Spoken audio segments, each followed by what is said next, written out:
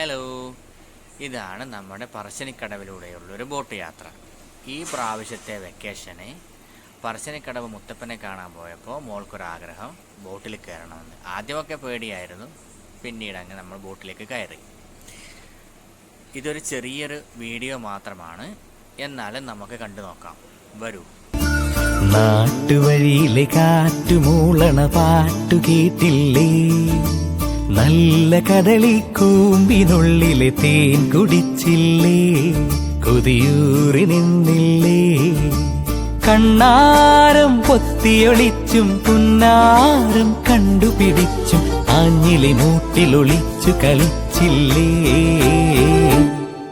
ഈ നാട്ടുവഴിയിലെ കാറ്റുമൂളണ പാട്ടു കേട്ടില്ലേ, നല്ല കദളി കൂമ്പിനുള്ളിലെ തേൻ കുടിച്ചില്ലേ, കൊതിയൂറി